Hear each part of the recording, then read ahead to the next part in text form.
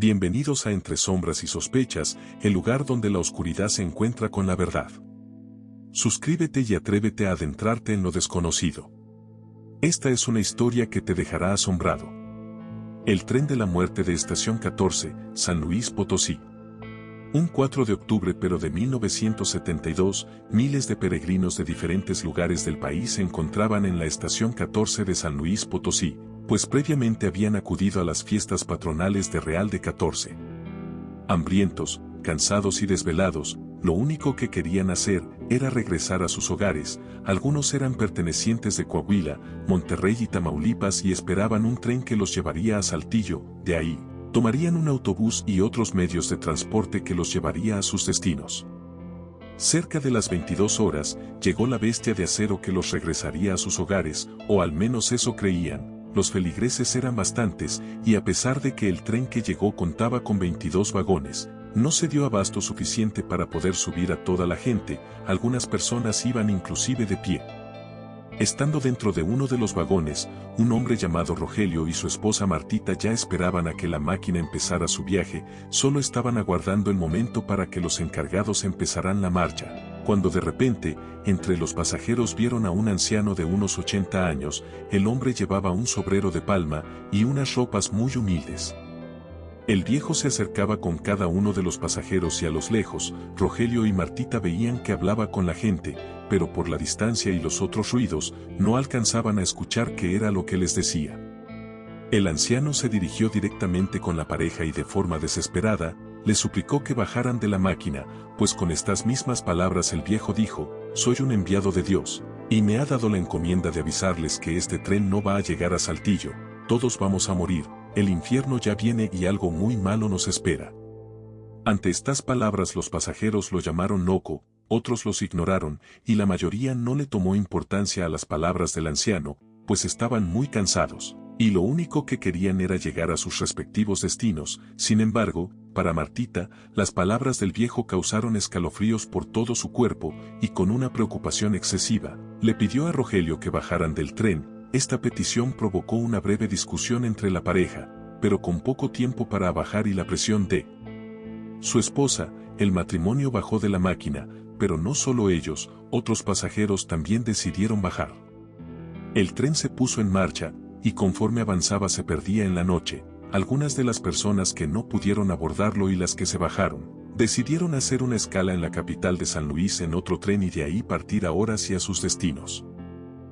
Pasando las 23 horas, un tren carguero hizo una parada de descanso en Estación 14, y Rogelio hablaba con el maquinista para ver si lo podía llevar a él y a otras personas a la capital de Raite, cuando de repente, sintieron un extraño retumbar en las vías. Al día siguiente, aquellos feligreses que decidieron descansar en la capital no podían creer lo que veían en las noticias, pues resulta que el tren peregrino en el que pretendían viajar de inicio sufrió uno de los accidentes más horribles en México, pues la bestia mecánica de más de 1000 toneladas se había descarrilado a la altura del poblado Puente Moreno.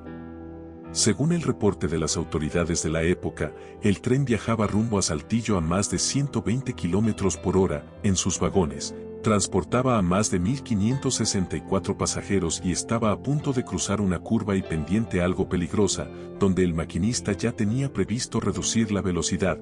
Pero para la desgracia de todo, los frenos fallaron, y al intentar atravesar el arriesgado tramo, el tren se descarriló de las vías a la altura del poblado Puente Moreno a las 23:25 horas. El infierno había llegado para aquellos que no se bajaron del tren, pues ese día en la tragedia murieron cientos aplastados entre toneladas de acero, por la alta velocidad. Los vagones colapsaron uno tras otro y destruyeron los huesos y órganos de los pasajeros en unos instantes, y es de decir, que tuvieron una muerte rápida, porque otros a los que la muerte no les llegó en ese momento, sufrieron y se retorcieron de dolor en el lugar, pues estaban recubiertos de quemaduras, golpes, y tenían los huesos rotos. Estos se retorcían aún de dolor.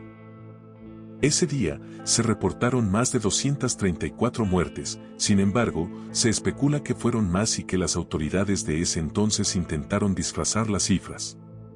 En el lugar había muertos, sangre, brazos y piernas amputadas, los cuerpos de rescate y las ambulancias no se daban abasto para poder atender a todas las personas y trasladar a los cuerpos. Las víctimas fueron llevadas a diferentes hospitales de Saltillo. Según el testimonio de una enfermera que vivió el horror en carne propia ese día, los cuerpos no paraban de llegar a los nosocomios de Saltillo ese día, la mujer tuvo que brindar servicio por más de 12 horas. Y relata que en cierto punto el personal del hospital tuvo que atender heridas y operaciones menores sin anestesia. A partir del 2004 algunos investigadores y aficionados han ido al lugar donde ocurrió el accidente, antes del 4 de octubre y durante ese día, se han grabado psicofonías alrededor del área, voces, lamentos y apariciones se han registrado a lo largo de estos años, la actividad se intensifica a partir de la hora del descarrilamiento, 21. Al llegar la noche se escuchan lamentos y se ven fantasmas, hay quienes platican que en el lugar de la tragedia llegó San Francisco de Asís, ya que vieron a una persona con la misma vestimenta y características físicas a las del santo. El sitio ha sido punto de investigaciones paranormales, ya que hay quienes aseguran que las almas de los fallecidos en ese accidente se encuentran en pena. El caso del tren de la muerte sigue siendo un recordatorio de que el mal puede esconderse en los lugares más inesperados.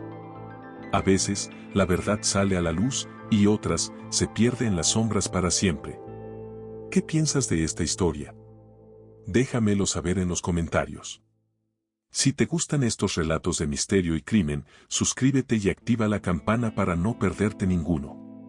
Nos vemos en el próximo caso.